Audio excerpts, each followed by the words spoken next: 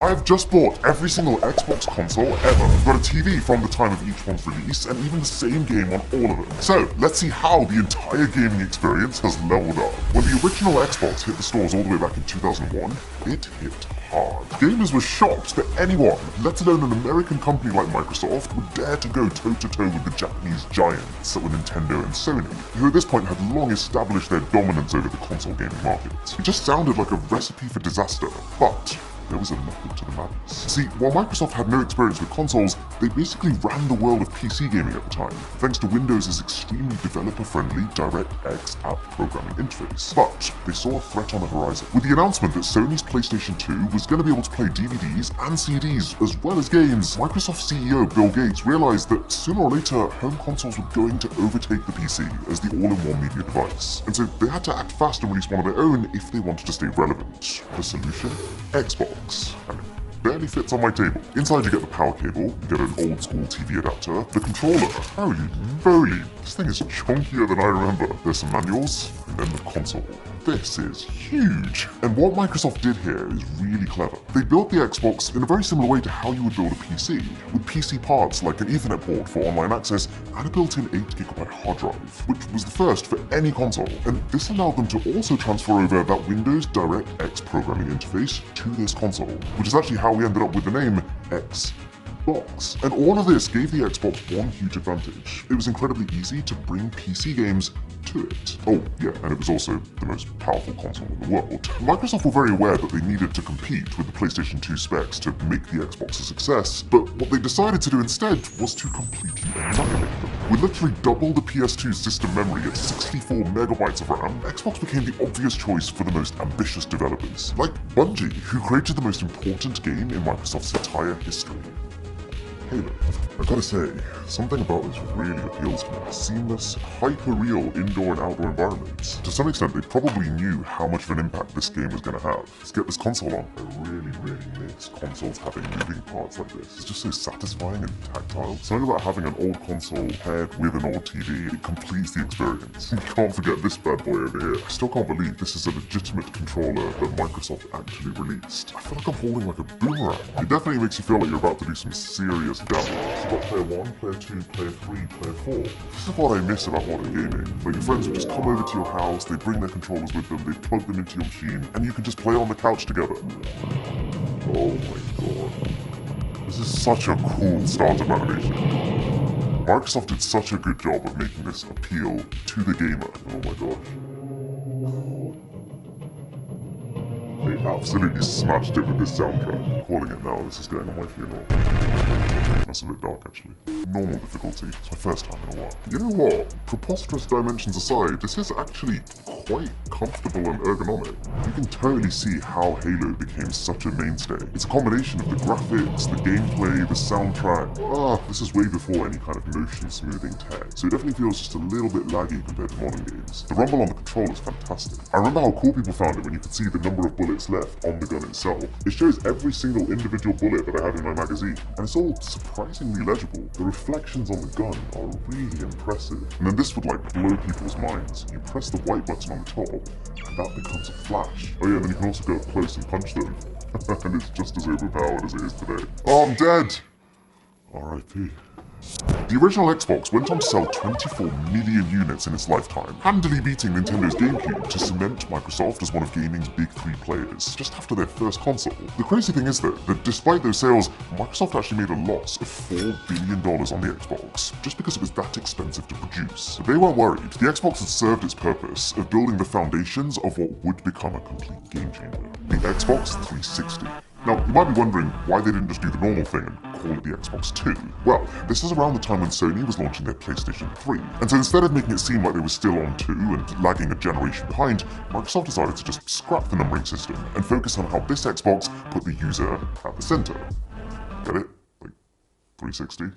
The process of actually trying to get a brand new sealed one of these is actually insane. I mean, you can see the entire box is falling apart because it's so old and also probably not stored very well. So, the console's on top this time, there's a few manuals, and then 2 compartments, after which you get absolutely assaulted by accessories. I had no idea there was an Xbox TV remote, the wall adapter, Ethernet cable for internet, a headset included in the box, nice, the TV display cable, the frankly enormous power supply, and then the classic controller. Wow, this is noticeably trimmed down versus its predecessor. It's definitely lost a little bit of that core gamer personality that the first Xbox had, but you can see why they've done it. Everything about this is way more streamlined, from the sleeker shape of both the console and the controller, to the fact that the massive X branding has basically disappeared, all serving the goal of making it a more appealing home media device that even non-gamers would want, which I guess also explains this funny media control remote. The 360 dwarfed its predecessor in the specs department, at roughly 8 times the raw processing power, with 512 megabytes of RAM, helping it to display far more graphically intensive games natively at 720p resolution. Being a PC company first, Microsoft was far more experienced than Sony and Nintendo in internet devices, and so they used this advantage to make sure that this Xbox had the fastest internet hardware, and that Microsoft's online servers were the most reliable. And while the original Xbox did also have some online capabilities, with the 360 they built online into the core DNA of it. You could buy music, you could stream TV, you could download movies. This was really the beginning of true online competitive gaming. Plus, rather than making each game its own separate online experience, Microsoft realized that if they could instead create a single profile system that could reach across all games, with achievements and gamer score that a player could accumulate to show their friends how good of a gamer they are, they would garner far more loyalty to the console. This is why the 360 shipped with a headset right out the box. Microsoft wanted to make it as easy as possible for people to jump online and get fully invested in the Xbox ecosystem. Oh yeah, and it also had Halo 3, which is still considered one of the greatest video games of all time.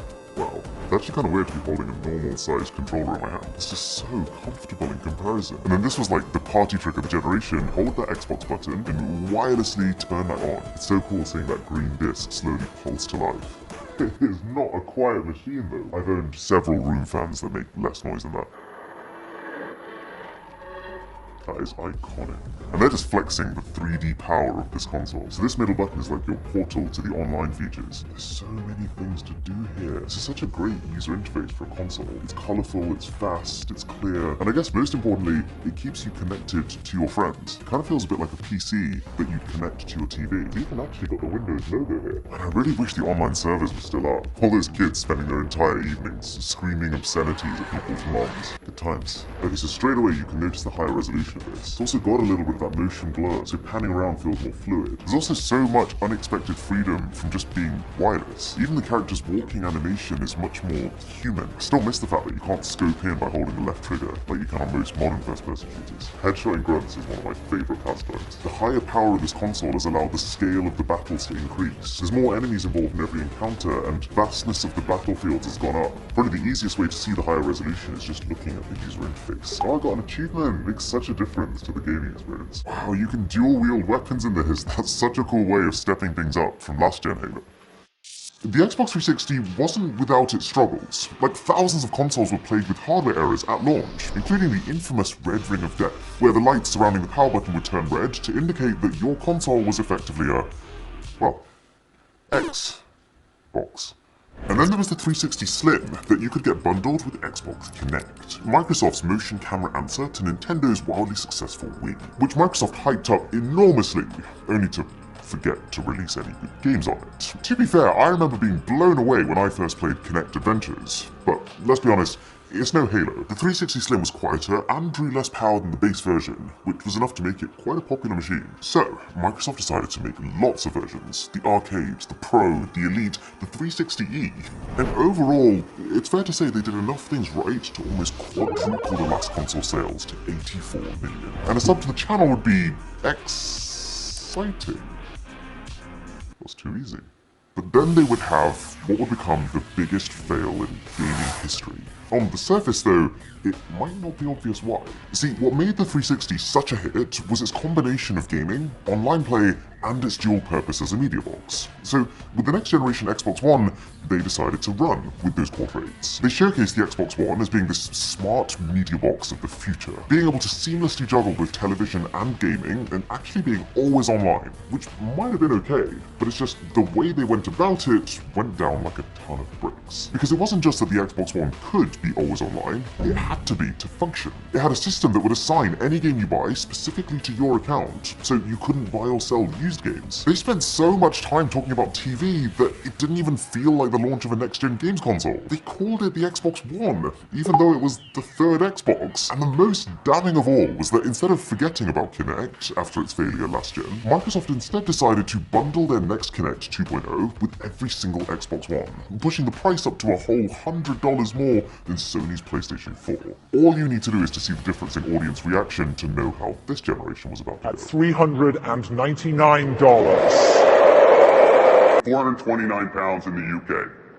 You could say that gamers were inconsolable, but the sad part of it is that there's quite a lot to like here. The box is split nicely into two key compartments. One half has a new, way nicer, sleeker headset, huge power supply again, an HDMI cable, mains plug, and then a completely redesigned controller. The second compartment is, well, the console, which is designed to be mostly just a black box so that it would fit well in people's living rooms. Also, Xbox One was not messing around in the power department. While the Xbox 360 was around 8 times more powerful than the original Xbox, this monster was around 16 times better than the 360, or 125 times the original. It's basically a full-on PC, with 8 GB of RAM supporting its now native 1080p output. Even the game boxes have had a bit of a facelift. The Xbox One game packaging looks so much more modern to me. Right.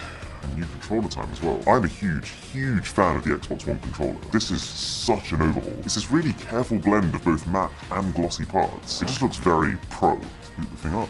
Notice how the Xbox logo is now white instead of green. They're really trying to tone down the "we are just for gamers" messaging. The home screen is vastly different to what shipped on the Xbox 360. That's actually in part because Microsoft played around with a lot of different user interfaces on the 360, before eventually settling with this tile-like design for the Xbox One, which does feel semi-inspired by Windows 10. I always wanted to feel a little bit more like a console and a little bit less like a computer. I do feel like the load times of everything have gotten longer from the last gen. Got a way more sophisticated menu to create your avatar with. You can even see the shine on the face. It's pretty impressive. This is definitely the era of the connected game. The difference is crazy. I mean, straight away it's running at 60 frames per second for the first time. There is absolutely no way that the Xbox 360 could render that many things at one time. And they've also finally added in those modern day staples like clicking down the analog stick to sprint or being able to scope in using the left trigger. One of the other things that Microsoft has improved this time around is the latency of the controller. The first time they went wireless with the 360 there was just a little bit of delay, but that's gone now. The scale of the game means that you no longer feel like you're part of a battle. You feel like you're in a war. Can't wipe the grin off my face. Unfortunately, while it was a big step up, it still wasn't quite as powerful as the competing PlayStation 4. While Sony built the PS4 from the ground up with the sole purpose of gaming, Microsoft said themselves that they purposefully did not target the highest end graphics with the Xbox One in favor of a broader focus on entertainment. And so, just being that tiny bit behind the PlayStation in terms of performance landed Xbox with the reputation of being the console for noobs who weren't really serious about gaming. Anyway, obviously, after all of this, Microsoft realized they'd shot themselves in the foot with the whole multimedia thing. So, they set out on a mission to turn things around, releasing Xbox Ones that you could buy without the Kinect, scrapping initially planned features like the always online restrictions, and allowing the use of pre-owned games, and most importantly, creating 2 new revisions of the console, the Xbox One S and the Xbox One X. And this was one of the best decisions Microsoft ever made. So, starting with the One S, it comes in a smaller, neater box with 3 compartments. We've got one which has the HDMI cable, a slightly updated controller, and the mains adapter. One which has the game code for Forza Horizon 4 and some manuals, which seems like a great use of space, and one which is the console. So, why was this such a great idea? Well, it's because Microsoft were kind of right with the original Xbox One, in assuming that there were a lot of people who wanted a high-end gaming device, and also a lot of people who wanted a fast, smooth, connected TV box. The mistake they made, though, was to assume that those were the same groups of people. They were in fact largely 2 separate groups, but this new strategy of 2 separate consoles allowed them to target specifically. So this One S is the TV box. It's designed to just slot into your cabinet and forget about. It's slimmer than the original console, it runs quieter, it has HDR and 4K Blu-ray support, and the new controller has baked-in Bluetooth, which gives it longer range. And you might have also noticed that there was no power supply in the box, and that's because the One S is a feat. They've managed to make this console smaller, while also cramming the entire power supply inside the body, while also making this way cheaper than the launch Xbox One, at just $299. And then you've got the One X, which is kind of Microsoft's way of overcompensating. It's them saying to gamers, hold up, you said you wanted power, right? Well, here's the most powerful console to ever exist. You get a 14-day free trial for Xbox Live Gold. How generous. An HDMI cable, the same controller as the S, a power cable, and then the One X itself. No frills, definitely no Kinect. This console is just pure numbers. It has a faster CPU, faster GPU, 50% more RAM, double the storage at 1 terabyte, and of course, full 4K HDR support for its games. This thing is 4.5 times faster than the Xbox One, which means that compared to the original Xbox, we're talking approximately 563 times more powerful. Okay. I'm ready to experience the power. It's actually an even more streamlined controller. There's a whole new boot up screen as well, which is basically Xbox saying, we got power. I remember the marketing around this console was basically just the word 4K slapped everywhere. And this controller, they've actually added this like micro dot texture on the back. So while the Xbox One X was not a completely new platform from the Xbox One, it still has the same library of games. There were quite a few developers who took it as an opportunity to make the definitive enhanced version of their existing game. Like with Halo 5, this is taking so long to load. Come on, Microsoft! One thing Microsoft have done a really good job with though is keeping the console quiet. Like all I can hear right now is still the Xbox 360 over there. So this is running at 4K 60 frames per second now. And even though it's the exact same game with the exact same effects as that, the resolution bump shows you a level of detail that you couldn't see before. So it still kind of feels next generation. Plus, the developers also use the extra power of the One X to increase the draw distances, so you can just see even further. Isn't it kind of crazy though that this console, after just a few years of the Xbox One's release, is so much more powerful and yet so much smaller?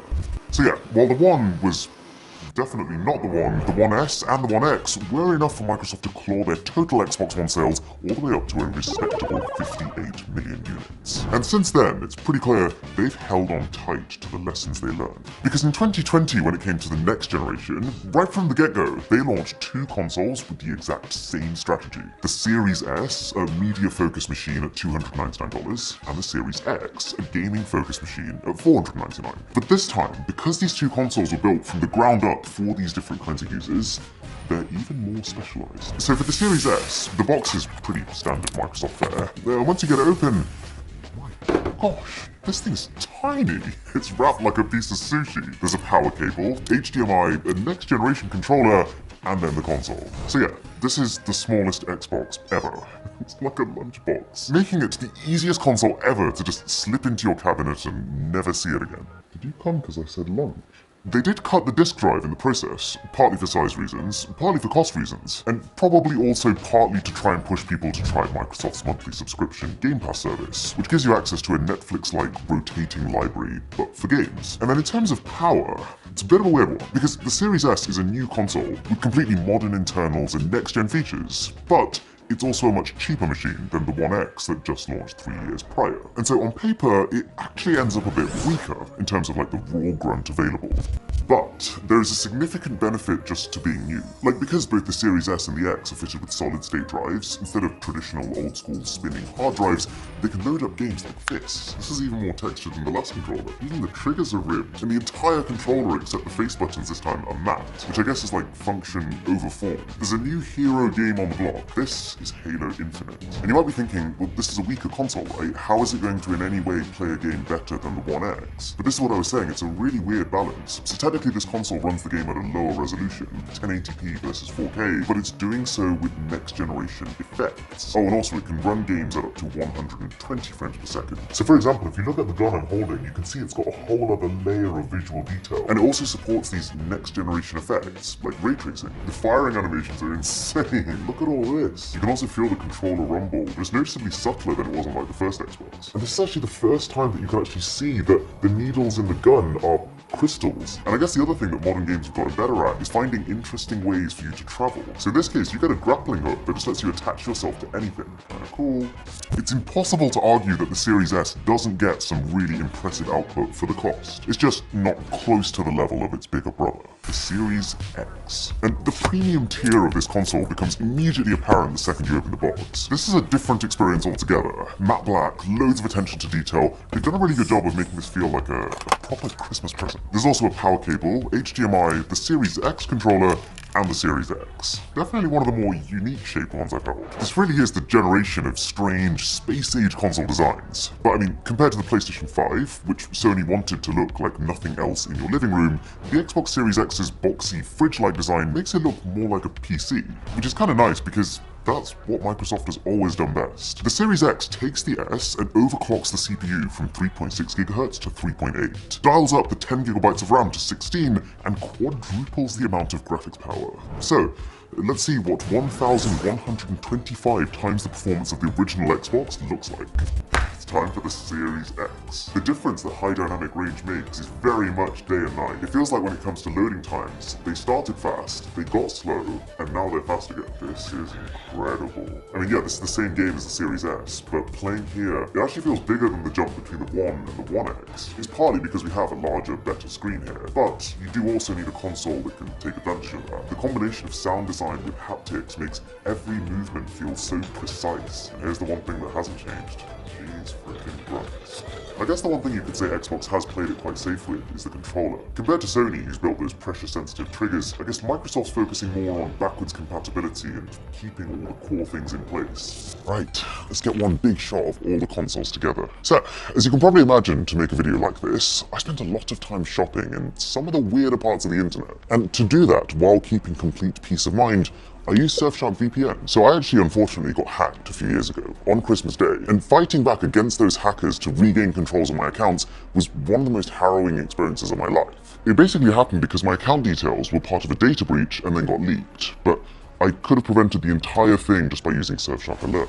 It's like having your very own online radar that as soon as your email address appears in any online data breach, will detect it and alert you so that you can immediately change it. And this is the fun bit. Alert also comes with a VPN that allows you to swap your location to whatever you want it to be. The simplest antivirus that I've ever used, as well as an internet search that's both ad-free and tracker-free. Nearly ready for the shop. And while it's already cheap at around $4 a month, if you just use the coupon code BOSS, you will get an 83% discount, as well as 3 months for free, and a 30-day money-back guarantee. This is incredible. What a journey.